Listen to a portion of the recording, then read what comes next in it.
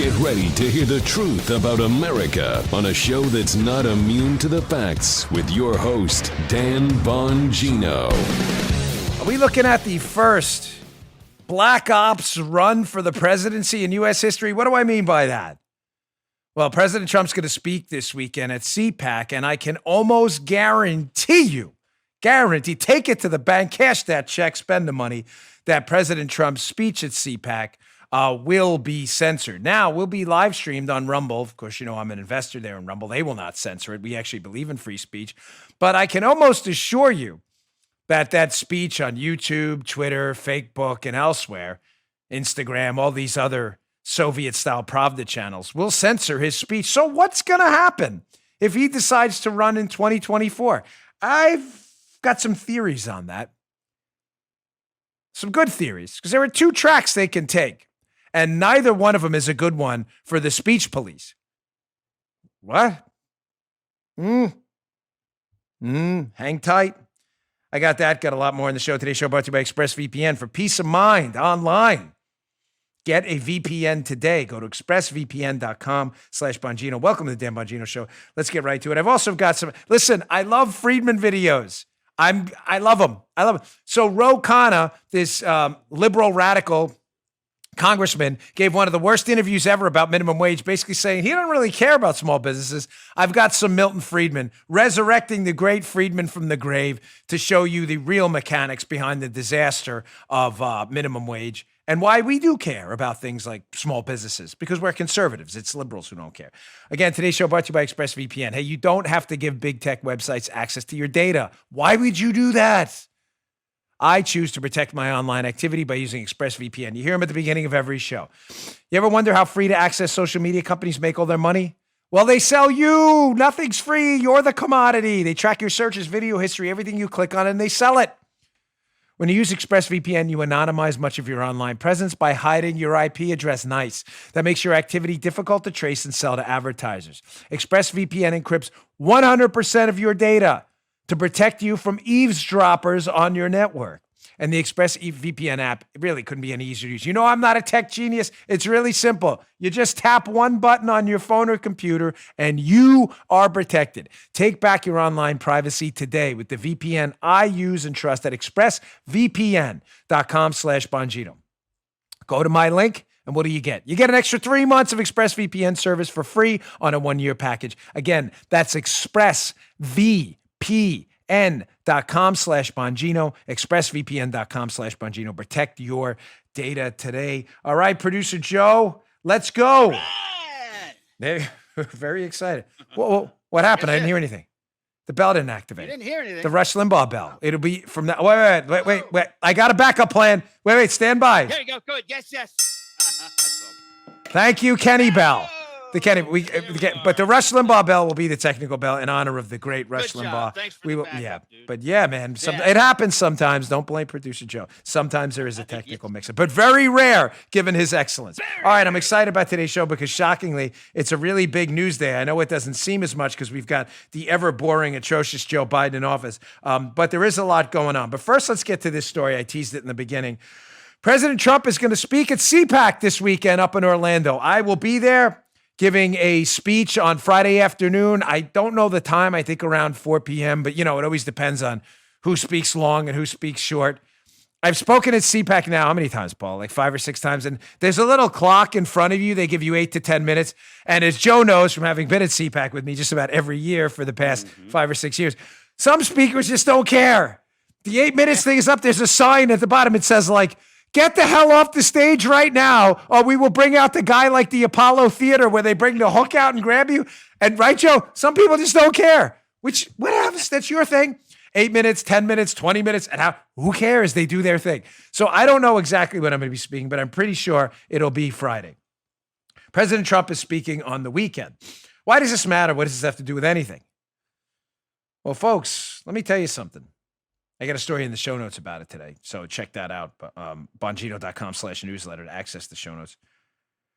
Because I'm guaranteeing you, this is my Stygian witches moment. Give me the where you can say the kids are like, I don't know what you're talking about. Watch Clash of the Titans, not the terrible new version, the old Harry Hamlin version. One of the best movies ever. The Stygian witches supposedly can tell the future with the eye. Give me the eye. I'm telling you through the eye right now that this will become the start of a huge censorship drive to knock out, before it even starts, a Trump 2024 ticket. You're like, Dan, it's 2021. How could it is 2021, right? Fact checking, just checking. It's 2021. What the hell are we talking about 2024 already for? Because it's on right now. No, it's not. No, it is. It is. I'm telling you, I'm reasonably confident President Trump is going to run in 2024. Not reasonably, overwhelmingly confident President Trump is going to run in 2024. This is effectively his first campaign speech this weekend at CPAC, and it will be censored. Mark my words. Book it. I'd give you the time, but they tell you, because we're on terrestrial radio, never to give the time and the date, right, Joe? Because if it airs later in the day, people That's right. I don't care. We don't follow those rules anyway. Book it. Agree. Mark the time on your own watch. Whatever. Mark my Vincero there. Mark the time. They will censor this speech. YouTube, Twitter, and Facebook will block out portions of this speech this weekend at CPAC. None of that's unexpected. That's not breaking news, right, Joe? Like, tech tyrants are going to ban the former president, prominent American political figure. But there's no breaking news. They're Soviets. That's what they do. They're Soviet speech censors, anti-civil liberties activists. That's not the breaking news. The breaking news is this is going to be a real problem, ladies and gentlemen, because we may be creating, as I said, the first Black Ops presidential campaign in U.S. history. What do I mean by that? I'm not talking like Jason Bourne stuff here, James Bond. President Trump was most likely going to run for president in 2024. This is going to be his first campaign speech.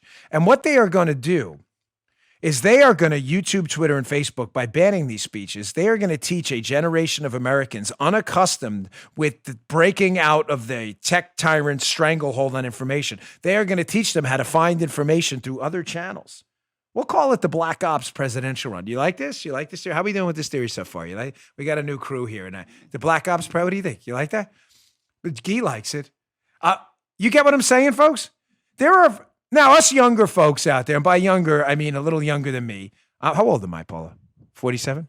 46? You sure? I always forget. I'm 47. I'm talking about people a little younger than me. They're savvy, folks.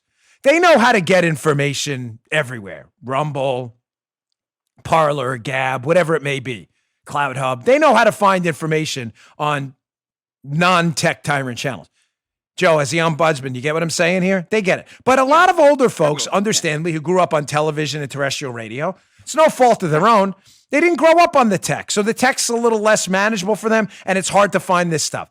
I'm telling you, a lot of older folks who were Trump supporters, who are now not going to be able to find information on the mainstream media, CBS, ABC, NBC, CNN, MSNBC. They're not going to be able to find the Trump speech or any Trump speeches from this point on, because they will censor them, because they're Soviets, are going to learn right quick, as they say down in the South, how to access other channels like Rumble and Parler and other outfits out there.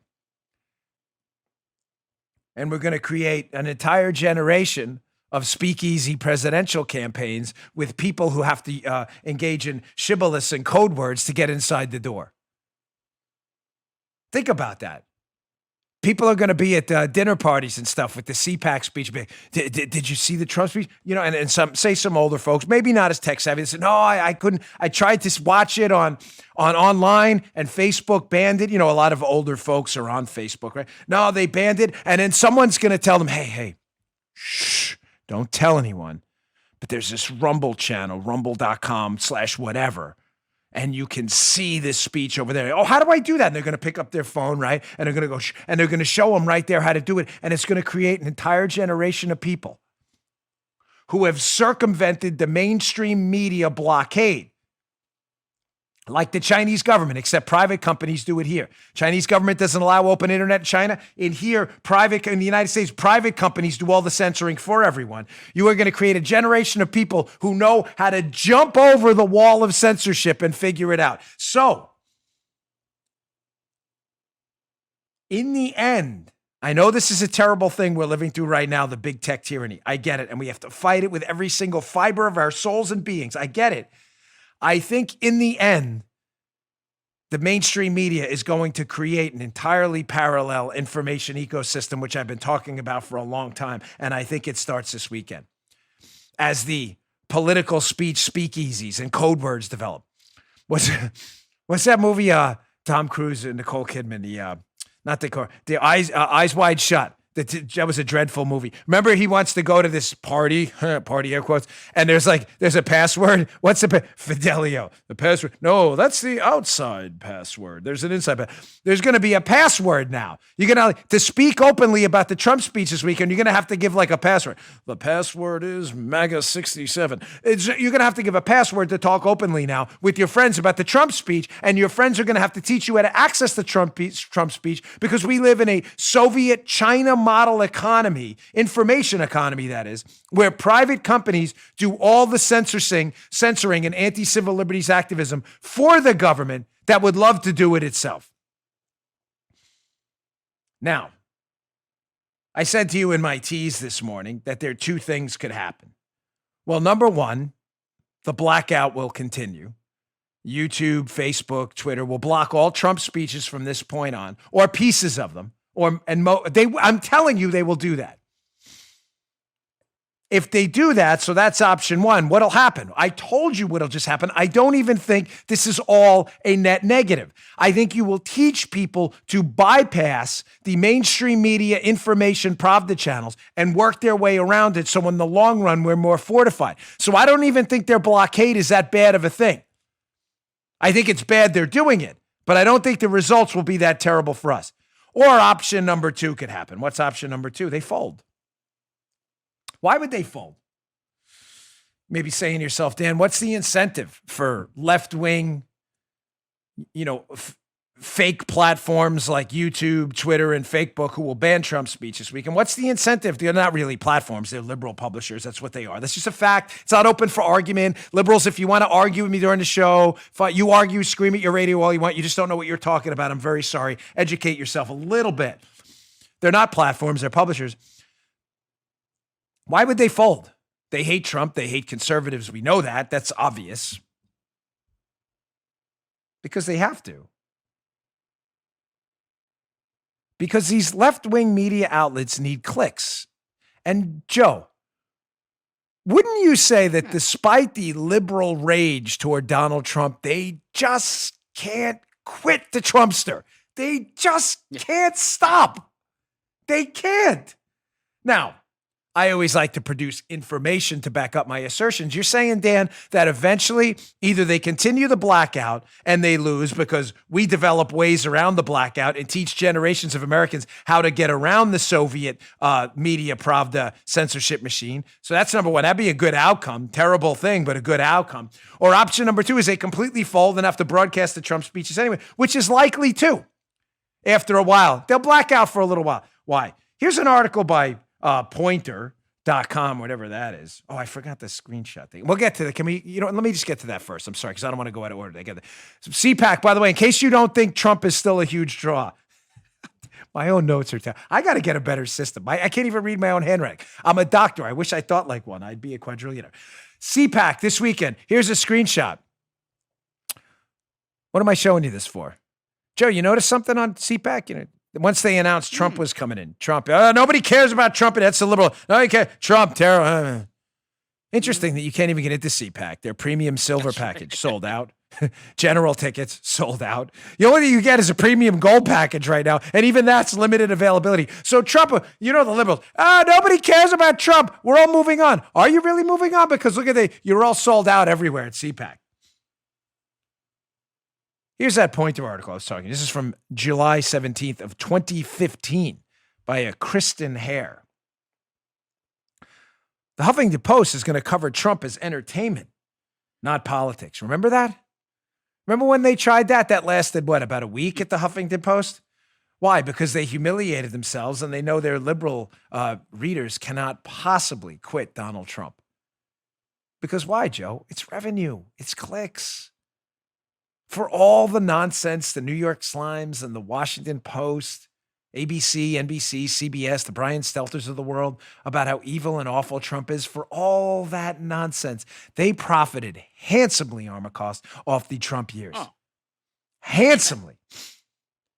Using Stelter and handsomely in the same sentence, by the way, is a really dreadful faux pas. But whatevs.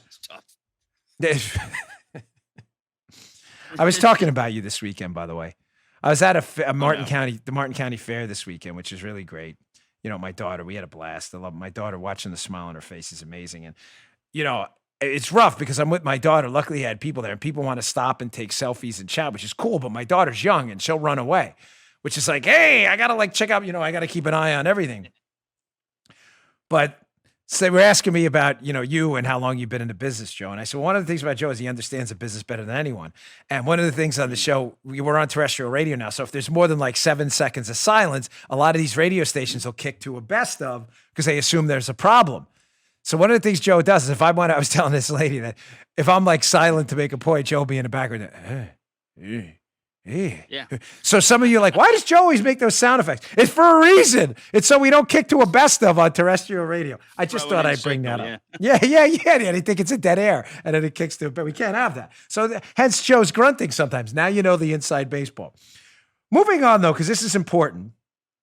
The Trump 2024 campaign, which I'm telling you is starting this weekend at CPAC. Hat tip Rush Limbaugh. Don't doubt me. Don't doubt me. It starts this weekend. The first Black Ops campaign, speakeasies, code words, everything. Nikki Haley.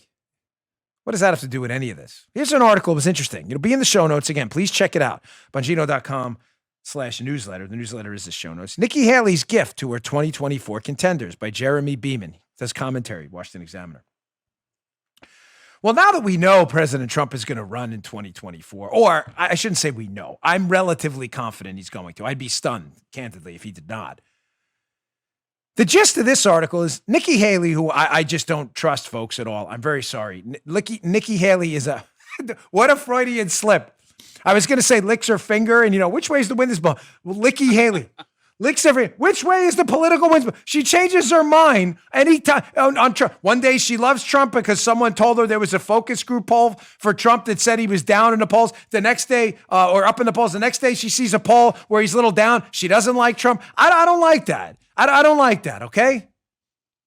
Trump makes mistakes like anyone else. Fair to call everyone out. But this constant back and forth is making me sick. So the gist of this article, given that we're going to see the opening of the Trump 2024 campaign this weekend and the media response to it, which is going to be fascinating, has Haley done them all a favor? Haley took a stand against Trump, Joe. About January 6th, she took a stand. Well, she dialed that stand in a Wall Street Journal op-ed she wrote. So the point of the article is an interesting one, that Nikki Haley's kind of the trial balloon for other 2024 candidates who are probably thinking about taking on Donald Trump in a primary. A lot of them are watching what happened with Nikki Haley's about face. She was all over Donald Trump a couple weeks ago. Oh my gosh, I don't know why we followed this guy. And she writes an op-ed in the Wall Street Journal. Well, he did a lot of good things. If you're watching on Rumble, you get the point. I wouldn't actually lick my finger because that's super gross. But you get the idea. She changed her mind overnight. So a lot of 2024 candidates who may be thinking about running against Trump are probably doing the same thing. They're probably saying to themselves, Joe, wow, this Nikki Haley, that was a 180. That may be a 672. That may have been a 1,000. That was like, bing, bing, bing. I mean, the whiplash, they must be saying this probably didn't work out for Nikki Haley. So maybe we should watch what happens to her first before we come out and decide to take a stand against Donald Trump in 2024. Interesting. We'll see the response people get at CPAC this weekend. Could be fascinating. Is that a hint? Getting my hint. No, it's a good hint. It's a good hint. It's all right. What are the hints? The hints are, when I go, sometimes, see, again, this is one of those topics I had planned on spending 5 minutes on, and I've fallen in love with it unexpectedly. The Black Ops campaign for the presidency and the Nikki Haley response, the Nikki Haley lick your finger trial balloon. Everybody's watching what's going to happen with Haley. If Haley goes down in flames over the next year or two, they will attribute it to that moment she attacked Donald Trump. The only similar situation I can think of where a political career was thrown down the drain so fast. You remember it? Anyone? Any guesses? Any guess? Where Nikki Haley was the grande dame of the Republican movement. Everybody loved her. Everybody, all of a sudden, Nikki Haley's reputation thrown away overnight. Everybody's watching if she can recover. Can you think of the other one? I know in the audience, you know. Some of you are screaming it out right now. Marco Rubio. She knew it. Paula knew it. You know why she knew it? I was living in Severna Park when Rubio came out for the immigration plan that had a lot of liberal ideas in it. And I was actually in the bathroom. I don't know if I was brushing my teeth or whatever. And Paula came in. We heard it on what, Joe? WCBM, where Arma Koss used to be the morning producer. And they said, Rubio supports this immigration plan. That was the end of Marco Rubio. That was it. You don't understand, folks, for you younger kids out there who just got into politics, Rubio was a messianic figure for Republicans. He had beaten Charlie Crist for the Senate seat. He was a messianic figure on the upper level of the Mount Olympus of Republican candidates. Collapsed overnight. Can he recover? We'll see. Remember that? I think this is that Nikki Haley just had her moment there, her Rubio moment.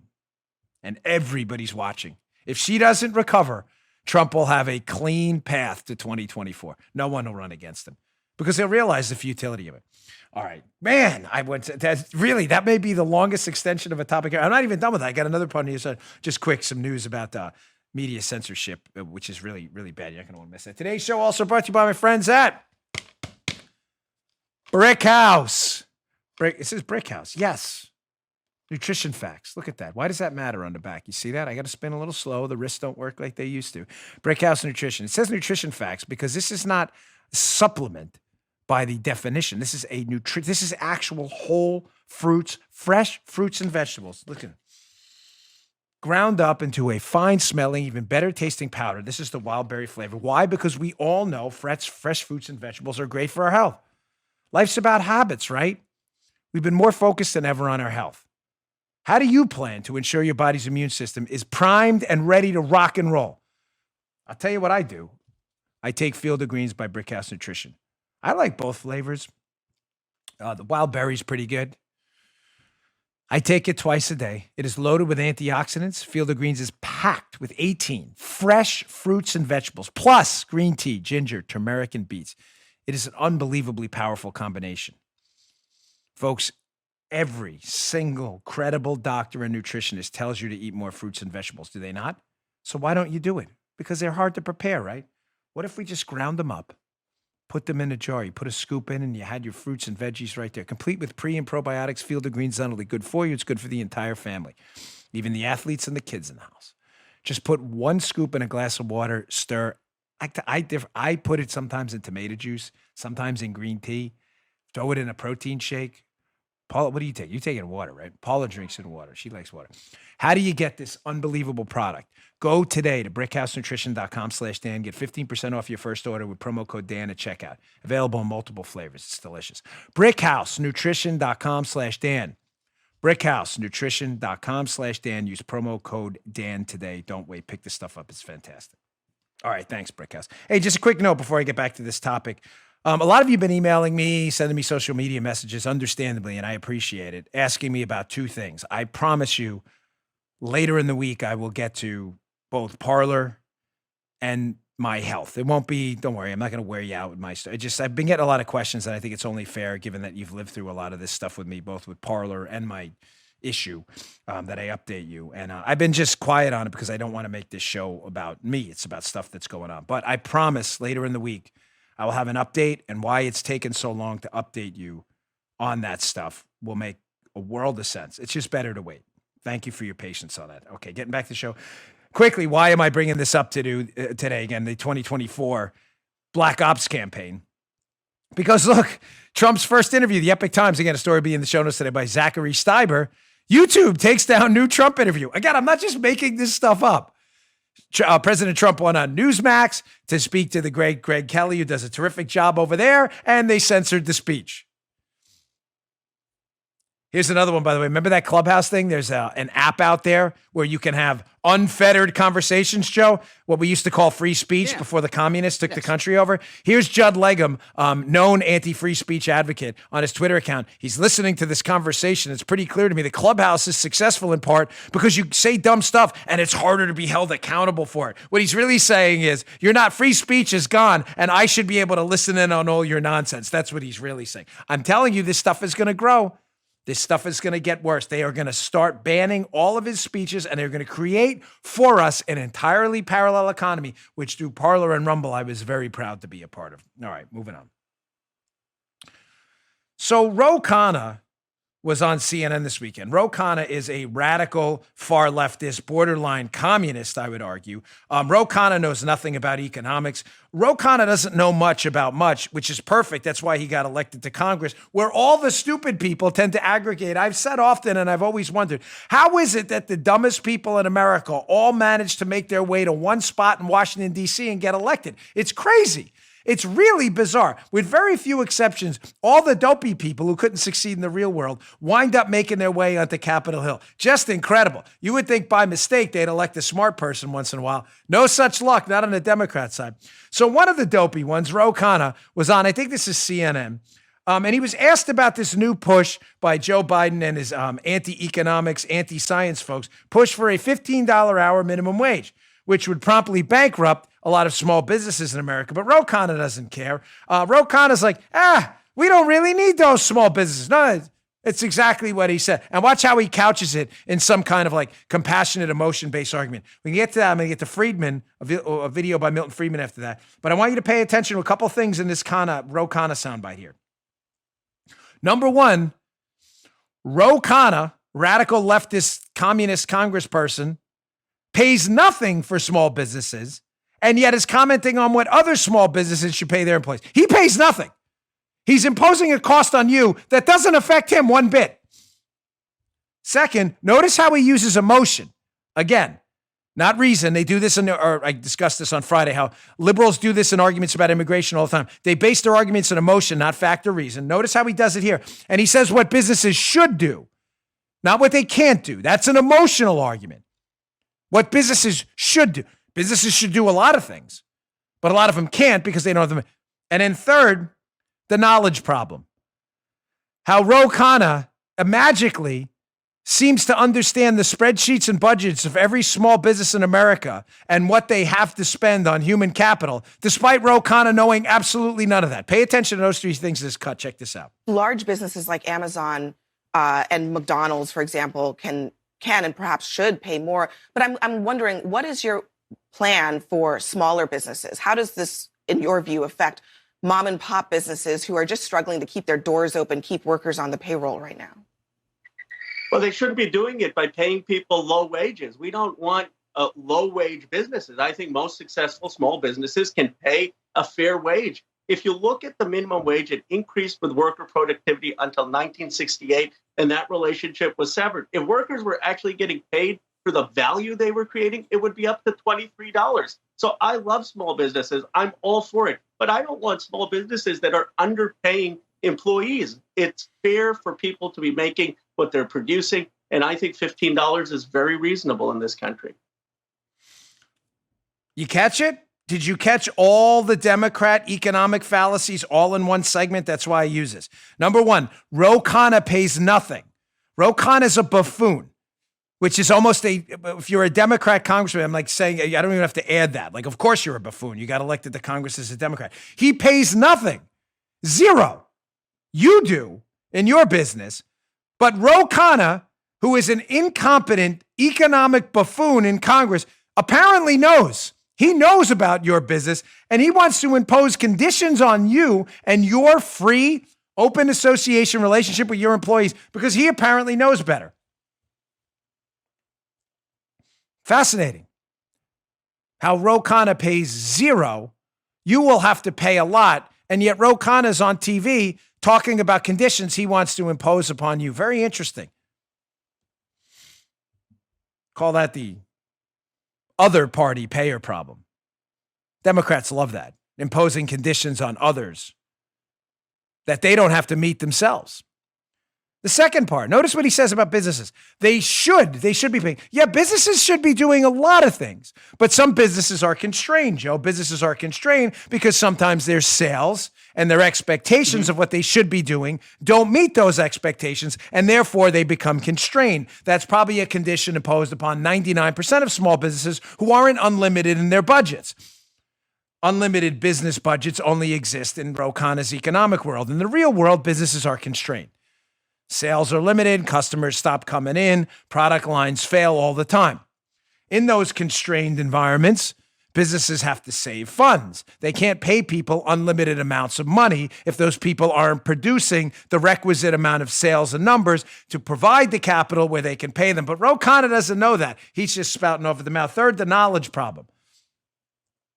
Notice how Ro Khanna there is just randomly talking about every small business in the United States he wants to impose a blanket condition on, despite Ro Khanna knowing nothing about any of those businesses. Isn't that weird, Joe? Has he interviewed every business owner in the United States? Does he know their economic condition? Does he know if they're struggling? Even worse, does he know if they're losing money every month? And therefore, not only do they not have extra money to pay employees, they don't have enough money to pay themselves as business owners. As a matter of fact, they're losing money.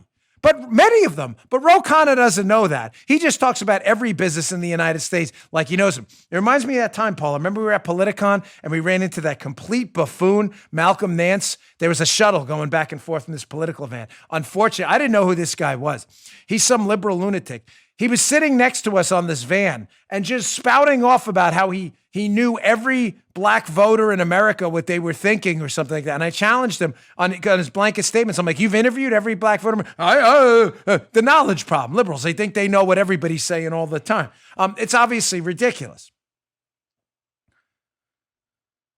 So when in doubt, I always go to my go-to, the great Milton Friedman, who had a lot to say on the minimum wage. Milton Friedman explains how the minimum wage here is about a minute and 30 clip, but it's worth your time.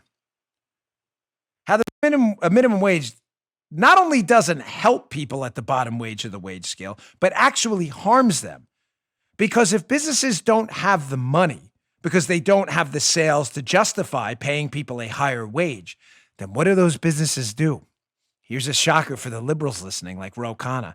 They wind up having to let go workers because they don't have the money to pay. And then what's even worse is they don't hire new workers later. So now you don't have new hires and you're getting rid of the hires you have now. That sounds like what they call the old double whammarooski. Those are two really bad things. But Ro Khanna doesn't know any of that because Ro Khanna is not really that bright, unlike Milton Friedman, who was a genius, God rest his soul. Check this out. The fact is that the programs that are labeled as being for the poor, for the needy, almost always have effects exactly the opposite of those which their well-intentioned sponsors intend them to have. As an example, what are you referring to? Let me give you a very simple example. Take the minimum wage law. It's well-meaning sponsors. There are always, in these cases, two groups of sponsors. There are the well-meaning sponsors, and there are the special interests who are using the well-meaning sponsors as front men. You almost always, when you have bad programs, have an unholy coalition of the do-gooders on the one hand and the special interests on the other. The minimum wage law is as clear a case as you could want. The special interests are, of course, the trade unions, the monopolistic craft trade unions in particular.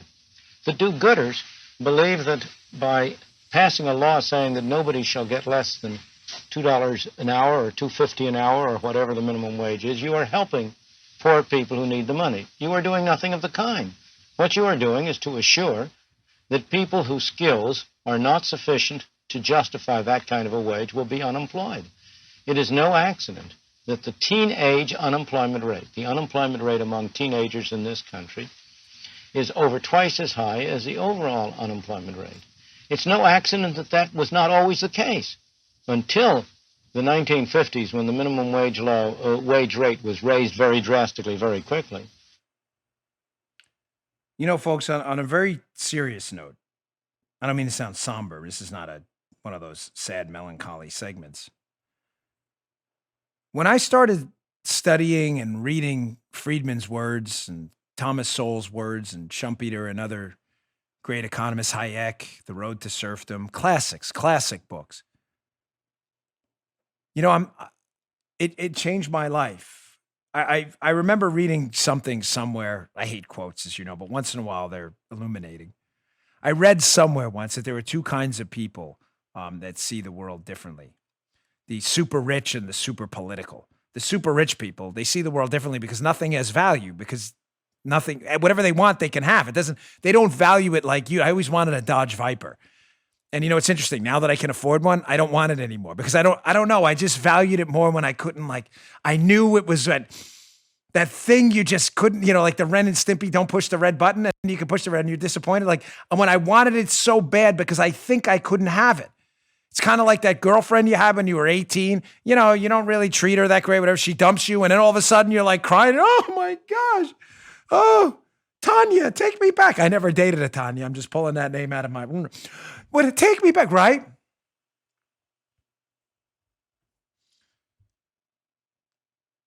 Well, that's what happened with me, with these knowledge, when I got super political. The super rich see things differently because nothing matters, and the super political do as well. Because you start to, when I say super political, I mean people who are really deeply involved in the behind the scenes facts and figures about politics. Your whole world changes. When I started and discovered Friedman, ladies and gentlemen, I never looked at anything the same way again. And it was interesting. I was listening to a really spectacular podcast. One of my favorite podcasts is a guy by the name of Russ Roberts. He does a show called Econ Talk. It's really terrific. Comes out once a week. It's very good. And back in October, I heard because I've been delayed. I haven't been listening to the show for a while because of stuff going on in my life, but I'm finally catching up on older episodes. And back in October, he had one of the most fascinating podcasts I've heard in a while. He had a guy on, I just heard it this weekend, Dwayne Betts. Dwayne Betts is an interesting story. He was a guy who at 16 was involved in a carjacking with a gun, wound up spending, I think it was like 6 years in prison, whatever it may be. And I didn't think this podcast would be that fascinating. I really didn't. And the story's about how this guy, Dwayne Betts, he really came around through books in prison and now wants to get this library of books in prison for inmates to be able to read and educate themselves. And on its face, you're like, right, Joe? You're like, interesting, but, you know, not really like a barn burner. No, I'm telling you. And it only clicked on because the way podcasts work, especially in some of these platforms, is the minute one of the old ones stops playing, a new one, I didn't even want to listen to it. It just started playing because it's the only one I hadn't heard. And I'm in taking a shower afterwards. I've got the phone in the shower, like in the shower on the thing. It was like almost getting wet. That's how fascinating it was. And I bring it up in context of this because he said some things in there, this guy Dwayne, and I don't know if he's a liberal, conservative or not. He didn't really get into politics, but he did mention how Russ Roberts, who's a big Adam Smith free market guy, how he had started listening to Econ Talk, and how Dwayne Betts, the former prisoner, had been turned on to the works of Adam Smith, one of the great economic legends in human history.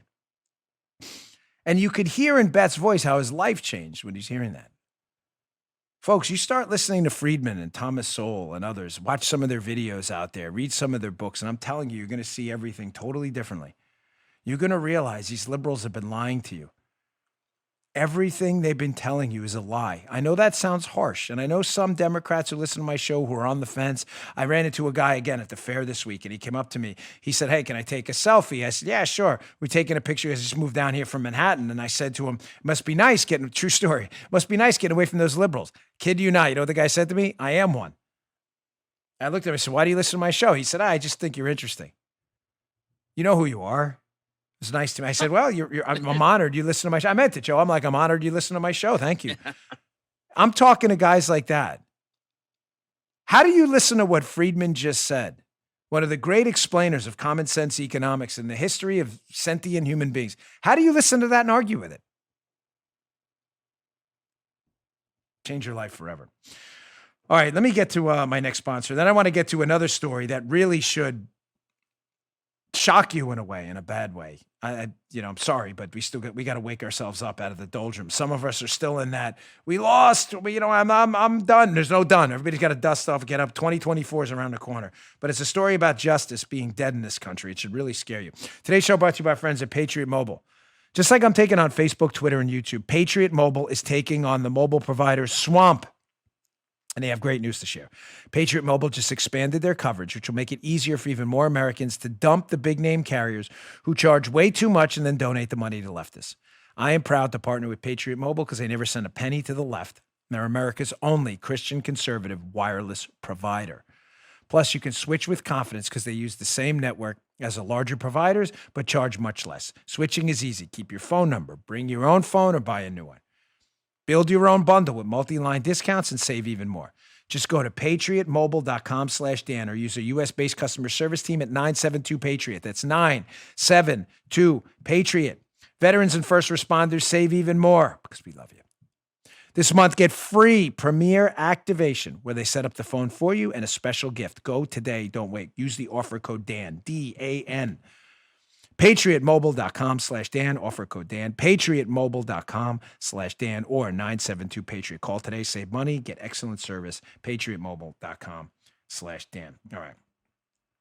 Sorry if I went on a little bit about Friedman and stuff like that, but it's important. It really will change your life. You will never see anything the same way again. Ever. Everything you read, everything you see in movies, you'll catch all kinds of hidden messages and stuff. It'll change your entire life. All right, moving on. This is another article in the show notes I really need you to read. Bongino.com/newsletter. Washington Times. Exclusive. It just came out this morning right before we came on the air, along with the dreadful Supreme Court story that they're going to hear. They have allowed the New York, the Manhattan AG, Manhattan District Attorney, Cy Vance, to get Trump's taxes in another witch hunt, but they're not going to hear the Pennsylvania election case. You know, priorities, folks, priorities. Supreme Court's been a total disaster. I don't trust Kavanaugh one bit. I'm sorry, I just don't. But this story matters. Washington Times, exclusive. Biden team colluded with Iran to foil Trump diplomacy, by Ben Wolfgang and Guy Taylor, Washington Times. Ladies and gentlemen, none of this is surprising. What is surprising is how openly, in contempt, liberals and Democrats, how the contempt for our justice system they have. We just lived, am I wrong, Joe? Through a 5-year witch hunt of Lieutenant General Mike Flynn under the ridiculous allegation that he contacted a Russian ambassador in violation of the Logan Act. I'll get to what the Logan Act is in a minute. But the gist of it is this. As a private citizen, you shouldn't negotiate with foreign governments without the permission of our government, right? You get that? Right. Mike Flynn went through a 5-year disaster where the full weight and force of the United States government was thrown at him because allegedly he communicated with a foreign government. Yet what's really weird is the Democrats do it openly with enemies of the United States. And not only does nothing happen, John Kerry gets an appointment as the climate czar. Ladies and gentlemen, justice is dead in this country. Bury it. It's over. There is no justice system. None. There's no court system. There's more I have to say on that later, too. A case that involved me. In time. In time. Justice is dead. Read this from the Washington Post. John Kerry meeting with enemies of the United States during the Trump administration. The attempted counter-diplomacy offers a window into the deep relationships Iran's Zarif forged with influential U.S. liberals over the past decade. These relationships blossom. It's like a dating game here into what high-level national security and intelligence sources say allowed the Iranian regime to bypass Mr. Trump and work directly with Obama administration veterans that Tehran, or if you want to be as official, Tehran, they always said, hope they would soon return to peace. It's Tehran. It's Tehran. You don't have to sound so pretentious. One of those was former Secretary of State John Kerry, who met with Zarif during the Trump years. It's not just Kerry, Joe, not just Kerry. So did Obama-era Energy Secretary Ernest Moniz. They, along with Mr. Malley, were top U.S. negotiators of the 2015 JCPOA. As part of the deal, Tehran promised to limit its nuclear enrichment activities in exchange for economic sanctions relief and tens of billions of dollars in frozen bank accounts. I thought we were just told, I thought over 5 years we were told that the Logan Act, if you dare to negotiate with a foreign government doesn't even have to be an enemy of the United States, like the death to America Iranians. I thought we were told, Joe, that's a federal offense. Here is the actual Logan Act, in case you think I'm making this up. Hat tip, Cornell law. The Logan Act, 18 U.S.C. 953, makes it illegal for U.S. citizens to engage in unauthorized foreign diplomacy, including to influence the measures or conduct of any foreign government. or to defeat the measures of the United States. Sounds like exactly what John Kerry and Ernest Moniz did. Yeah. Why aren't they being investigated or prosecuted? Well, number one, let's be honest. The Logan Act is probably unconstitutional. There's a 99% chance it would get thrown out immediately. You may say, so Dan, if you're recommending that they investigate John Kerry and Ernest Moniz for violations of the Logan Act, you just said it'd be unconstitutional. Yeah, it is. It is. It'll probably be thrown out. But that's not the point. New rules, right? You remember my new rules show? The new rules are the Logan Act is to be used as a viable enforcement tool to keep people from doing what John Kerry did. They used it to prosecute Mike Flynn. So if justice is justice and the U.S. Justice Department actually believes the Logan Act is real because they tried to prosecute Mike Flynn for it, then why aren't they interviewing at a minimum John Kerry and Ernest Moniz? The answer is because justice is dead. Bury it. Justice is blind. Justice is blind to Democrats, just not to Republicans. You may say, Dan, that sounds like an unprincipled decision. No, it's principled, all right. You're saying it's unconstitutional. Yeah, let's test that out. Justice Department just told us after their prosecution of Mike Flynn that it was necessary to enforce the Logan Act. Now what, a Democrat's in office and it's no longer necessary? Why is that? Oh, because they're a Democrat. The only way, ladies and gentlemen, I'm contemplating what I'm going to talk about in CPAC this weekend, but I'm strongly considering going over Alinsky's rules. The dreaded Saul Alinsky. But his rules work. And what's one of his rules we've been discussing over the last few weeks? Make your political opponents live by their own rules, folks. The Democrats' rules during the Trump years were the Logan Act is real. Okay, we're going to make you live by those rules. See how you like it. Of course, nobody will, because justice is dead. Bury it. Stick a fork in it. All right, I got a couple things coming up. I'm going to get to my next sponsor here, last one, but I've got a couple things coming up. Let's see on time. We should be good. You know what? We're going to have to skip the Blaze story. Going to go right to the video at the end. We'll do Wall Street Journal. You like how I walk through this on the air, and then we'll do a video. I want to leave you with a really good. These are the heroes of the day today. And it's a story. It's going to put a little smile on your face. This video at the end. A lot of you are going to know what it is. It is the 41-year anniversary of one of the most special moments in my life and the lives of many others. I don't want to say too much. Stay tuned. It's coming up right after this. Today's show spot. Today's show brought to you by our friends at Bravo Company Manufacturing. Ladies and gentlemen, when the founding fathers crafted our incredible Constitution, the first thing they did was ensure the right of the individual to share ideas without limitation by the government. You know how strongly I believe in liberty and personal freedom. The founders understood this was the cornerstone of a great civilization. And in the Second Amendment, they guaranteed an individual the right to protect it, to protect themselves, to protect their families. Bravo Company Manufacturing builds a professional-grade rifle built to combat standards. Do you understand what I'm saying here? They design, engineer, and manufacture life-saving equipment. These are not sporting rifles. There's nothing wrong with sporting rifles. If you're into sports shooting or hunting, those are great. Those are their equipment. That's not what BCM builds. BCM builds rifles that when they leave the shop, they assume will be used, God forbid, but in a life or death situation by a responsible citizen, law enforcement officer, or a soldier overseas. Quality is of utmost importance to them. They are the finest rifles in the business. I have two of them. They are my go-tos.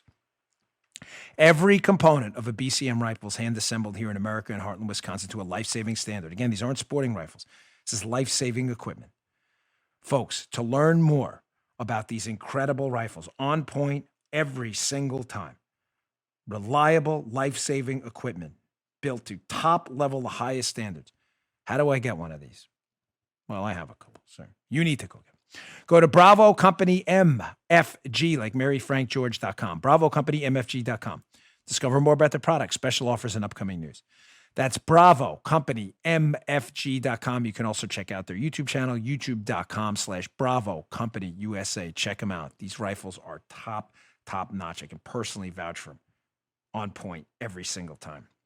Okay. Quick, I want to get these two Wall Street Journal stories because we're talking about Friedman and the Democrats like Ro Khanna and their lack of a basic understanding of basic economics. 2 + 2 = 76 to them because they just don't understand things like math, arithmetic. It's not their thing. It's not their wheelhouse. So there is a spending package for $1.9 trillion in the hopper right now that could possibly get passed, folks. The Wall Street Journal has a piece on it today. The non-COVID spending blowout. Now, there are a lot of grossly offensive things in this bill, including the price tag, $1.9 trillion. We don't even have. Don't worry, we'll print it. Don't worry about inflation or anything like that. Modern monetary theorists have told us inflation's not real. You can just print money, whatever.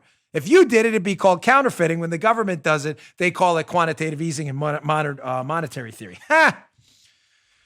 But one of the most offensive portions of this bill is a state bailout. You know what?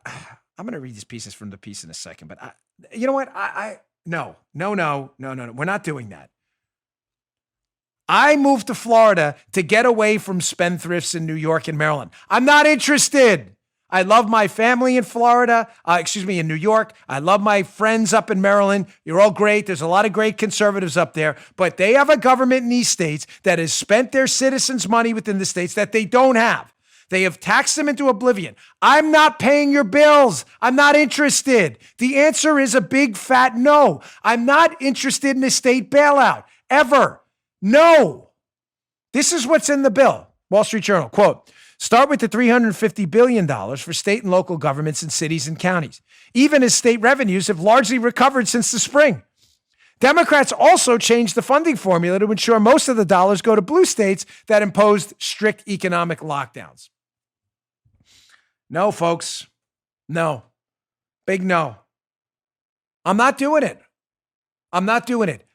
Call your congressmen and congresswomen and senators today. This bill is a big, big no. You want to work on some targeted measures for the unemployed? Have at it. You'll probably get some decent Republican support. Bailouts for Cuomo and Newsom in their states that tax their citizens into oblivion and spend boatloads of money they don't have on crappy government programs that don't work? Big no. I'm not paying. We're not interested. I live in Florida where there's some degree of fiscal sanity. I don't want to bail you out. I have no interest in that. There is a fundamental unfairness in that. Folks, I spent my graduate years in a psychology program, neuropsychology and behavioral learning, and I loved it. And one of the things I picked up early in that program, even animal research, what bothers animals is not their state, but their relative state. What do I mean by that? You can give an animal as much food in the world, so they're totally satiated. They have no more hunger left, whatever. You give a rat 65 pellets of food, a dog, whatever. The dog's a better example. That dog, even though it's not even hungry anymore, will get irritated and show signs of irritation if you give another dog in another cage he can see more food than you gave him. Why? Why does the dog care? The dog's not hungry anymore. Because even animals are bothered by fundamental unfairness and what they'd call inequality or inequity. Folks, there's a fundamental, you want to argue like liberals, inequality, and how is this fair? I live in a state that controls their budgets, in Florida that controls their tax base, that is a pro-business environment. And for all of our successes in Florida and Kristi Noem, South Dakota, cited in the piece, we now have to pay for your fiscal mistakes in New York and California? No, nope, no thanks. You can pull that right out of there. Even worse, here's another article from last week I didn't get to, but it's important. So Democrats not only want to make you in Florida and Texas and elsewhere pay for the profligacy of New York, California, and Illinois, and they'll make it a model for the future, by the way, which will lead to inflation and another blowout for our budget. They also want to bring back earmarks. This was a great piece last week by Kim Strassel in the Wall Street Journal. She says, return of the swamp creatures. Democrats prepare to bring back earmarks. Republicans should resist the temptation. Making this article even worse, go to this whole screenshot. Why are Democrats bringing back pork spending? Hey, Congressman so-and-so, we'll give you $1 billion for that bridge to nowhere in your district. All you got to do is wink and a nod, vote for this budget to bail out the states. Well, why are they doing it? Let me read this quote, and I want you to pay very, very close attention to the last sentence in this. Very close attention.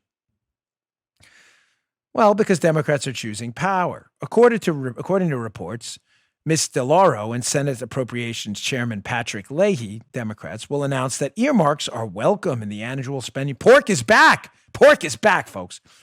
Why would Democrats risk such a move? Politico explains that Steny Hoyer, House Majority Leader, has reassured his Democrats that they won't suffer since the effort, Joe, will be bipartisan. Democrats are banking on spend-thirsty Republicans to provide cover. Nope, no way. Thank you. Jury's in. That ain't happening.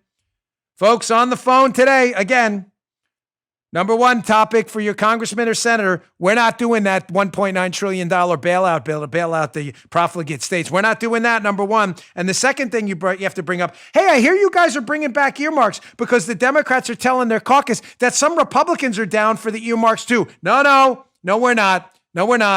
No. That's a big no. That's a no-ski. We're not doing that. Thank you. Doesn't surprise me that sellout GOPers would support this crap. But it does surprise me that they think you're stupid enough to go along with it. But here's the second part of this. They need this as a cudgel. Why? Because they don't have a majority in the Senate. It's split 50-50. Yeah, with Kamala Harris's vote, they could win. They could get that tie-breaking vote. But they need a cudgel against Democrats who tend to be more moderate on some issues, like Joe Manchin in West Virginia. So the piece goes on. They say earmarks help the leadership govern.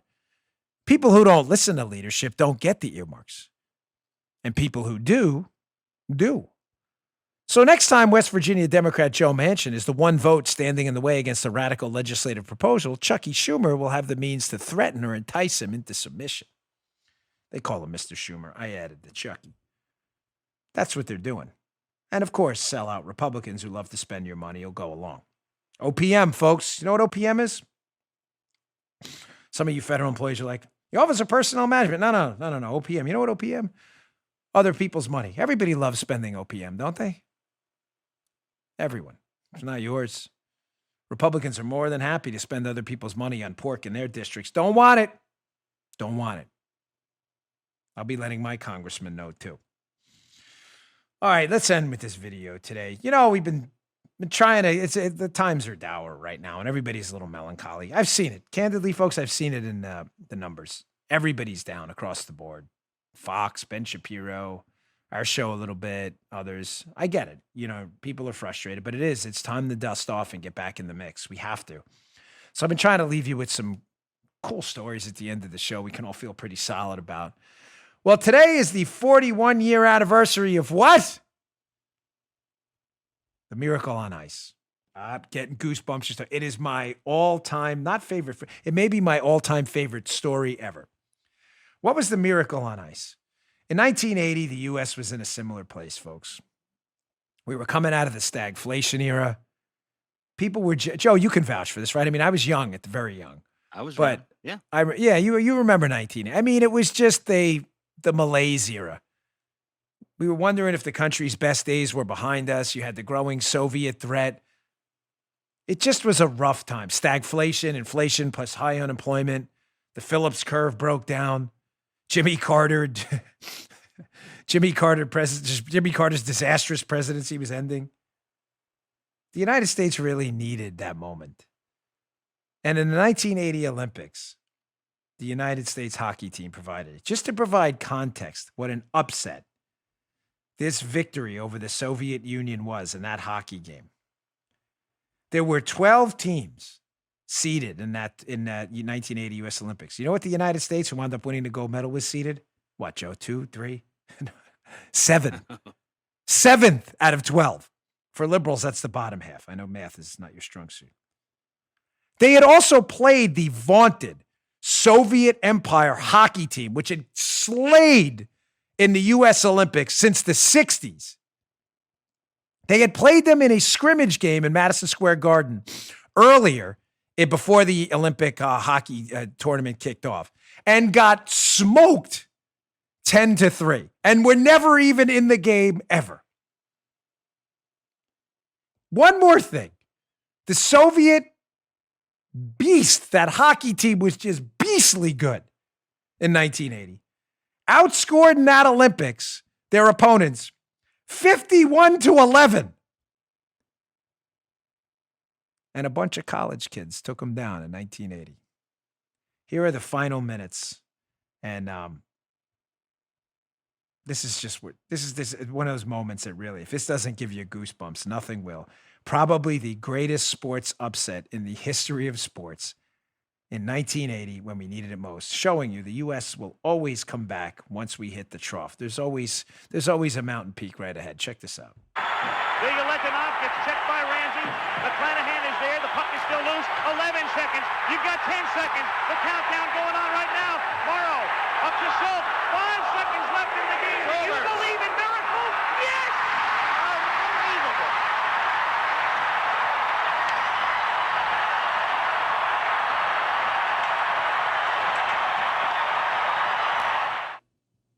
I can't watch that without getting goosebumps. I just can't. It is the greatest sports moment, unquestionably. I'm sorry, I can't take questions on that. Unquestionably in the history of sports. And it's one of those moments where if you saw it, everybody remembers where they were when it happened. Even the Olympics were a disaster before that. Even the Olympic, they had all kinds of logistics problems. But remember one thing about that victory. A lot of people who don't remember that think that was the gold medal game. It wasn't. Herb Brooks, the amazing coach of that team.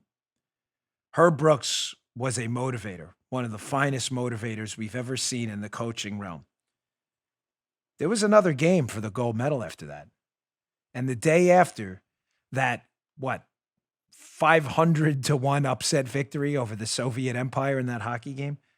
The day after, Herb Brooks had him back on the ice, practicing intensely and vigorously because they had another game against Finland.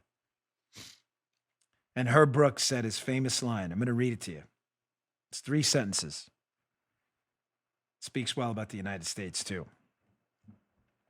Herb said to him before the gold medal game against Finland, when they could have blown it, they just defeated the Soviet Empire. Imagine losing that in the gold medal game after that.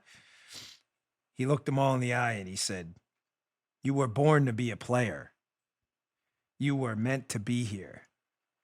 This moment is yours." You know what? We're at the bottom now. Maybe this moment is ours too. When we think we've been defeated, we think it's all over. Maybe this is the start of something great in 2022 and 2024. I don't mean to introduce politics into what was a great nonpartisan moment, but it's the greatest country on earth in the history of sentient human beings. We can fix it. We can. It'll be hard. We're dealing with a lot, but we can. All right, folks, thanks again for tuning in. I really appreciate it. Please subscribe to the video show. We put a lot of video cuts in here for you as well as audio. Try to keep both of our listeners happy, audio and video. But we really appreciate it if you subscribe to the video account. We're working hard. It's free, of course, to you. No cost to you whatsoever. Just go to rumble.com/Bongino, rumble.com/Bongino. Just click subscribe. We are shockingly at almost 1.5 million subscribers. We'd like to get there soon, but we need you to do it. Rumble.com/Bongino and make BonginoReport.com your home for morning news. Appreciate you tuning in, folks. Thanks again. See you tomorrow. You just heard Dan Bongino.